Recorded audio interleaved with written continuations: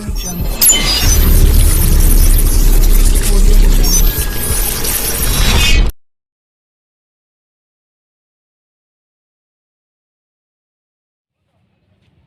वालेकुम यार, मैं हूँ डॉक्टर बिलाल अहमद राना और आप लोग देख रहे हैं हैंडसम माइंड टीवी चैनल। मुझे उम्मीद है मेरे तमाम व्यूअर खैर आफियत से होंगे। और आज हम बात करेंगे ऑटिज़म,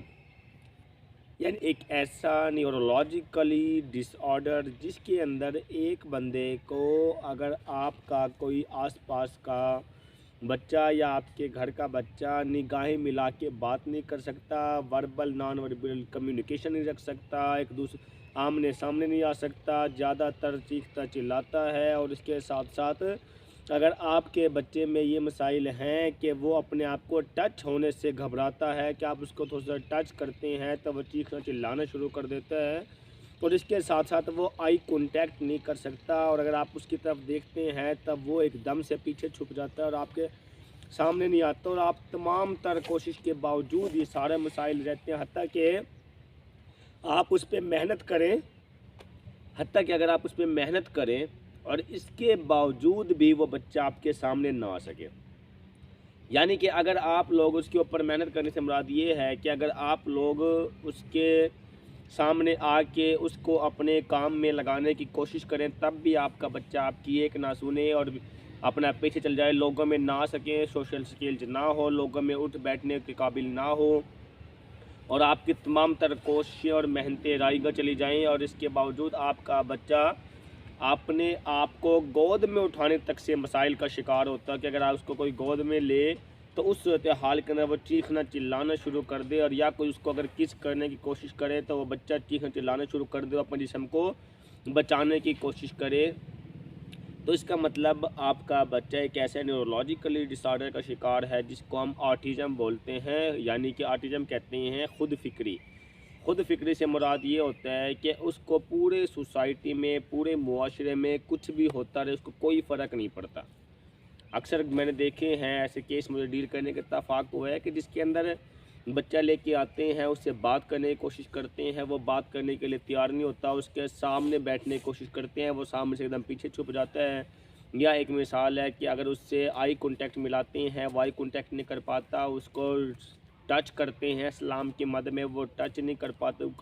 अपने आप को टच होने से घबराता है। या अगर इस तरह कोई और मसाइल हैं और उसकी सोशल स्किल्स नहीं है, लोगों में आने जाने के काबिल नहीं है, और बोल नहीं सकता सही तरीके से, वर्बल नॉन वर्बल कम्युनिकेशन हो सकती, ना ही तो जिस्मानी तौर पे अपना गुड जेस्चर रख के वो बच्चा कम्युनिकेट कर सकता है, और ना ही वैसे ही वो बच्चा कम्युनिकेट कर सकता है। इसका मतलब आपके बच्चे को ऑटिज़म है, और ऑटिज़म वो बीमारी है जो कि न्यूरोलॉजिकल डिसऑर्डर है, और साथ में इसकी जो इलामतें होती हैं वो 3 साल की से पहले ही उम्र के अंदर शुरू हो जाती हैं। ऐसे बच्चे का वो सारी उम्र मसाइल का शिकार रहता है। अगर वो बच्चा बड़ा हो जाए तो उस सूरत हाल के अंदर भी उस बच्चे के अंदर ये इलामात मौजूद रहती हैं कि वो या तो लव एंड अफेक्शन का आंसर रखते ही नहीं हैं, और अगर रखते हैं तो बिल्कुल ना होने के बराबर हैं, और अगर गलती से किसी में इन्वॉल्वमेंट, इमोशनल अटैचमेंट अगर हो भी जाए तो भी उस सूरत हाल के अंदर भी वो बंदा अपने आप को थोड़ा सा उसको पीछे रखता है। यानी उसको नहीं पता होता है कि मैंने लव एंड रोमांटिक फैक्टर को किस तरीके से यूटिलाइज़ करना है, और वो सामने आने के बावजूद भी वो अपना ना हाथ उठा सकेगा, ना अपना जिस्म में कोई हिस्सा हिला सकेगा, और बिल्कुल गोंग होके, गोंग से मतलब बिल्कुल गूंगों की तरह जो है बिल्कुल साइड पे बैठा रहेगा या बैठी रहेगी। ये मसाइल देखने के अंदर आए हैं कि अगर बड़ी एज के अंदर हो जाए तब भी ये मसाइल हो सकते हैं। अब with the passage of time अगर तो उस बच्चे को किसी अच्छे न्यूरोलॉजिस्ट और साइकोलॉजिस्ट से चेक कराया गया है तो फिर तो उस सूरत हाल के अंदर काफ़ी हद तक इम्प्रूवमेंट आने के चांसेस होते हैं कि अगर हमने उसको सोशल स्किल्स वगैरह सिखाई हैं तब तो काफ़ी हद तक इम्प्रूवमेंट होने के चांसेस हैं। लेकिन अगर इसके बरक्स अगर हमने उस बच्चे के ऊपर मेहनत नहीं की तो फिर वो बच्चा सोसाइटी से कट इतना ज़्यादा कट चुका होता है कि वो सोसाइटी में आने के बिल्कुल काबिल नहीं रहता। और कुछ केस के अंदर तो अगर बिल्कुल केयरलेसनेस दिखाई जाए तो उस सूरत हाल के अंदर तो वो बच्चा ऑटोमेटिकली या वो फ़र्द अपने खाने पीने तक का भी मोहताज हो जाता है कि उसको पता ही नहीं होता है कि मैंने क्या करना है क्या नहीं करना बस। यानी अगर एक बंदे के साथ इस तरह के मसाइल आ रहे हैं, अगर आपको लगता है कि आपके आस पड़ोस का बच्चा इस तरह का है कि जो कि ऑटिज़म में चला गया है या ऑटिज़म स्पेक्ट्रम डिसऑर्डर है उसको, या अगर आपको लगता है कि एक बच्चा ऐसा है जो कि चीखता चिल्लाता है, किसी से बातचीत नहीं कर सकता, किसी से आई कॉन्टैक्ट नहीं कर सकता, किसी के सामने नहीं आ सकता और अकेला रहता है और दूसरे सामने आ जाए अगर उसके तो चीखता चिल्लाता है या चीखती चिल्लाती है या इस तरह के कोई और मसाइल हैं और सोसाइटी के अंदर आने के काबिल ना रहे, इसका मतलब ये है कि वो बच्चा या जब बड़ा भी होगा तब वो पूरी ज़िंदगी के लिए आपके लिए मसाइल का बाइस बनेगा, क्योंकि वो सोशल डीलिंग जब तक नहीं सीखेगा। देखो हमारे मुआशरे में सोशल डीलिंग एक नेचुरल फिनोमेना है, अगर हम उसको यूटिलाइज नहीं करते, अगर हम उसको अच्छे तरीके से सोसाइटी को अंडरस्टैंड नहीं करते, तो उस सूरत हाल के अंदर एक नहीं बल्कि दसियों मसाइल जन्म लेते हैं। ऐसे सूरत हाल के अंदर हमने सोशल स्किल्स देनी होती है। अब सोशल स्किल्स देने के साथ साथ साइकोलॉजिस्ट तो बहुत सारी और भी साइकोथेरेपी का सहारा लेके उसके अंदर इम्प्रूवमेंट लाने की कोशिश करते हैं, लेकिन आज हम बात करेंगे आप लोगों के इस प्रॉब्लम को सॉल्व करने के हवाले से कि अगर आप लोग घर के अंदर हैं तो उस सूरत हाल के अंदर किस तरह से आप लोग यूटिलाइज कर सकते हैं या किस तरह से आप लोग बेहतर बना सकते हैं उस बच्चे को जो बच्चा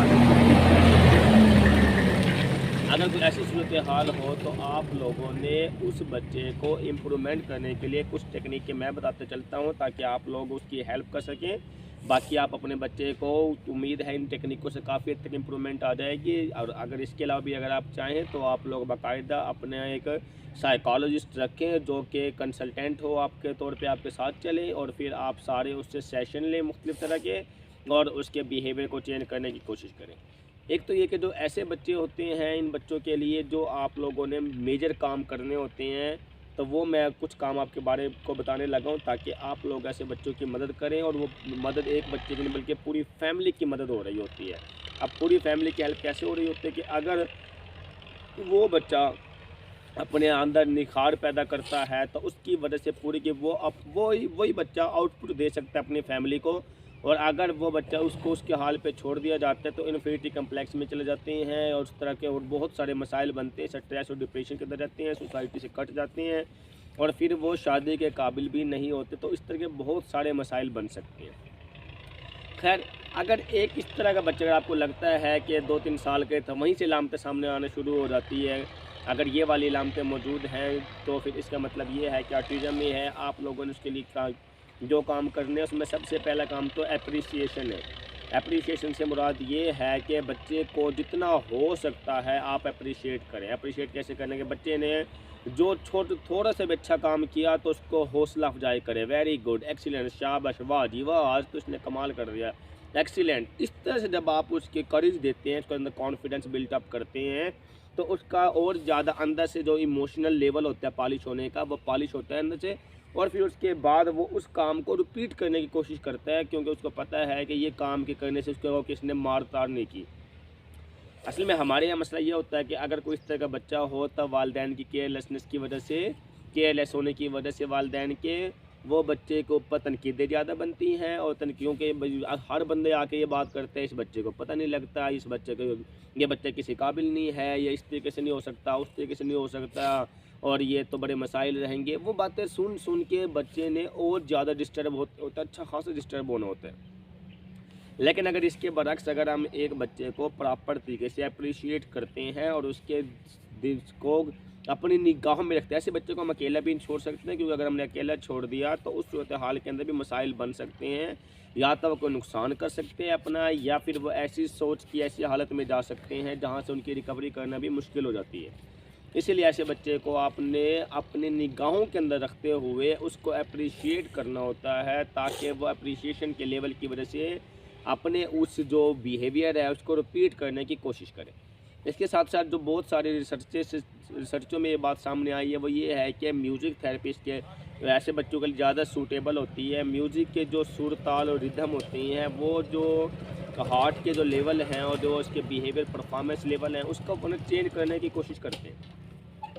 ये इंसानी फितरत है कि म्यूज़िक में जितना ज़्यादा अगर इंसान सुर ताल या धूम को या इस आवाज़ को, सुरीली आवाज़ को जितना ज़्यादा वो अपना पीक पे ले जाता जाए तो उतना ही अंदर से जो उसके ब्लड सर्कुलेशन, उसके बाकी चीज़ें हैं वो एक्टिव होने शुरू हो जाते हैं, बंदा इमोशनली तौर पे अटैच होना शुरू हो जाते हैं। अब ऐसे बच्चों के लिए जो ऑटिज़म के मसाइल का शिकार हैं, ऐसे बच्चों के लिए अगर हम म्यूज़िक थेरेपी का सहारा लें, म्यूज़िक थेरेपी से बात ये है कि आप डेली की थोड़ी-सी म्यूज़िक जो कि इमोशन को चेंज करने वाली हो, जो वैसे बंदे को पता लग जाता है जो कि टॉप म्यूज़िक होते हैं या धूम वाले म्यूज़िक होते हैं, जो बंदे के बिहेवियर को चेंज करने वाले होते हैं। तो जो बंदे के बिहेवियर को चेंज करने वाले होते हैं, कोई धूम म्यूज़िक होते हैं। धूम म्यूज़िक जिस तरह पॉप म्यूज़िक हो गए, ठीक है? तो उस म्यूज़िक का सहारा लेके उसमें चेंजिंग लाई जा सकती है। जब आप देखते हैं कि आपका बच्चा किसी अफ़सुर्दगी वाली कैफ़ियत की तरफ जा रहा है या किसी ऐसी कैफ़ियत की तरफ जा रहा है कि वह बिल्कुल इन्फीरियरिटी कम्प्लेक्स आपको फ़ील होता है कि उसके बच्चे में एहसास कमती आती है और वो बिल्कुल कटने लग रहे हैं सोसाइटी से। तो ऐसे इमोशन को चेंज करने के लिए आप थोड़ा सा म्यूज़िक चलाएँ, म्यूज़िक चलाने के बाद थोड़ा सा भी एक्साइटेड हों, उनके साथ ठीक हो गया। और इस तरह से आप अपने बच्चे को मौका दे सकते हैं कि वो भी थोड़े से एक्साइटेड होके और अपने इमोशनल अटैचमेंट लेवल को चेंज कर सकते हैं और अपने बिहेवियर को चेंज करने की कोशिश करते हैं। और ये बड़ा ही इफेक्ट देखने के अंदर आया, क्योंकि म्यूज़िक पे तो जो अंदर की कैफियत होती है वो सारी को ही चेंज करके रख देते हैं जो म्यूज़िक है। इसके साथ साथ अमूमी तौर पे इसके लिए जो लगता है वो बिहेवियर थेरेपी लगाई जाती है, क्योंकि इसमें तो सारा ही मसला बिहेवियर का है। तो इसके लिए बिहेवियर थेरेपी के मुख्य टेक्निक लगा के अगले बंदे के किरदार को चेंज किया जाता है ताकि वो बंदे की फ़िज़िकल परफॉर्मेंस ठीक हो, कि वो बंदा सामने नहीं आ पा रहा, शर्माता है, झगड़ा करता है, साइड पे रहता है, बोल नहीं सकता, लोगों के सामने नहीं आता, वर्बल नॉन वर्बल कम्युनिकेशन नहीं कर सकता, आई कॉन्टैक्ट नहीं कर सकता, किसी को देख नहीं सकता। तो ये सारी बातें बिहेवियर से मुंसलिक हैं। इसके लिए हमने बिहेवियर थेरेपी लगानी होती है। बिहेवियर थेरेपी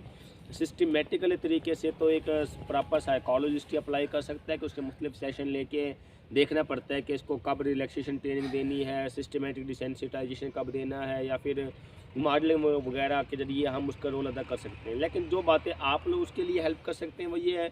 एक आप ना रोल मॉडल के तौर पे काम कर सकते हैं। मॉडलिंग भी बिहेवियर थेरेपी की टेक्निक में के अंदर से है, और मॉडलिंग साइकोड्रामा की टेक्निक के अंदर से भी है कि जिसके अंदर आप ना उस बच्चे के सामने बैठ के आप इस तरह के काम करें कि आप सोशल टेक्निक, वो जो आपका सोशल कॉन्टैक्ट है वो आपका शो हो रहा हो। जब आपका सोशल कॉन्टैक्ट शो हो रहा होगा तो बच्चे के अंदर भी वो ख्यालात जाएंगे, बच्चे भी अपने आप को चेंज करने की कोशिश करेगा। इसकी मिसाल ऐसे है कि एक बच्चा वो सामने घर के अंदर मौजूद है किसी कमरे के अंदर, उसके सामने दो फर्द बैठ जाएं और वापस में एक दूसरे से आई कॉन्टैक्ट करें, एक दूसरे को देखने की कोशिश करें, और इसके साथ साथ वो देखने की कोशिश के साथ साथ एक दूसरे के अंदर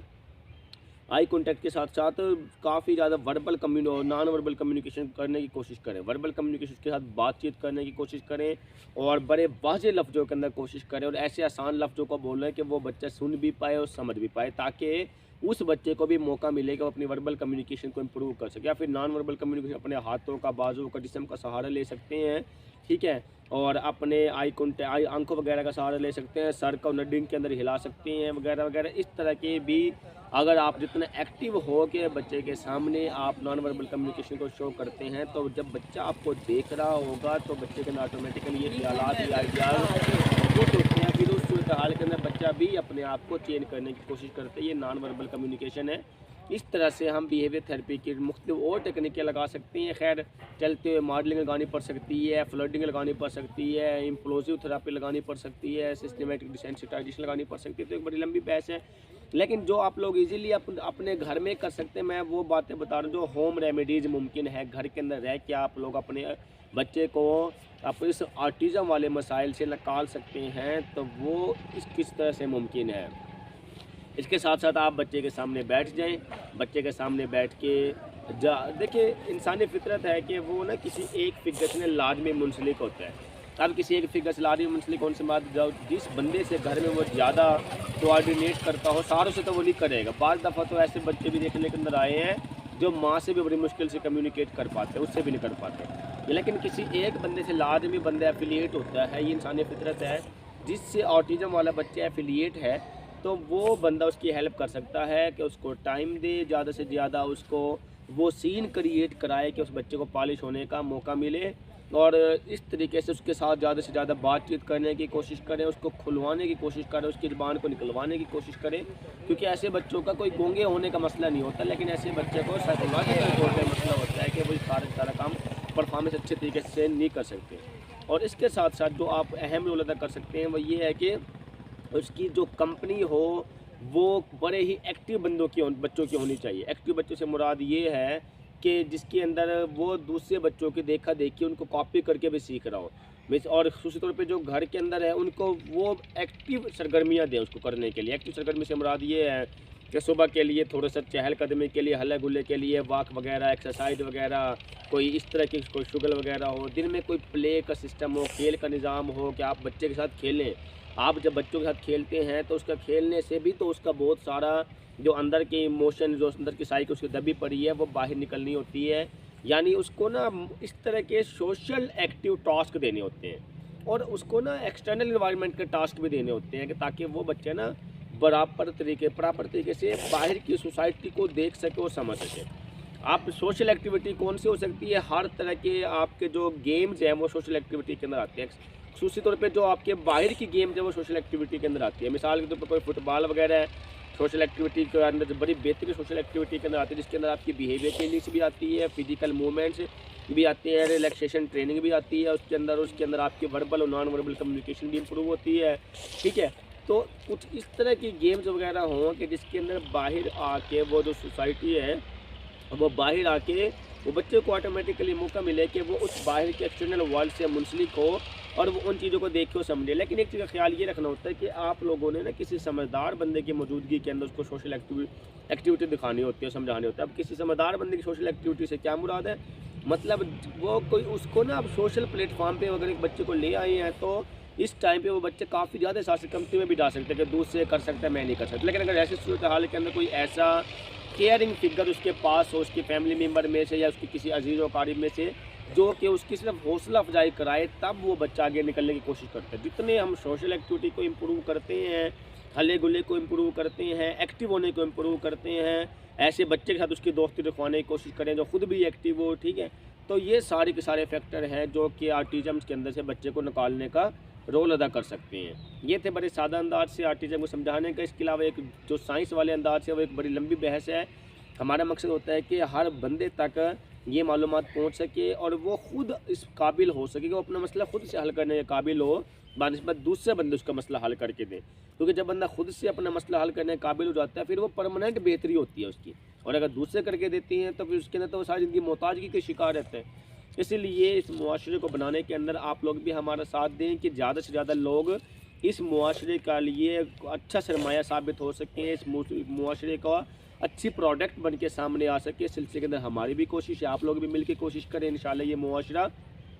जन्नत का नमूना बन सकता है। मुझे उम्मीद है कि ये वीडियो आपको अच्छी लगी होगी। ये वीडियो अगर आपको अच्छी लगी हो तो आप अपने दोस्तों से शेयर करना मत भूलिएगा और साथ में हमारे चैनल को सब्सक्राइब मत कीजिए, बेल आइकन को दबाना मत भूलिएगा ताकि बर वक्त आप लोगों तक हमारे तमाम वीडियो मौसूल होती रहे। इसके साथ ही इजाज़त दीजिएगा। अल्लाह हाफिज़।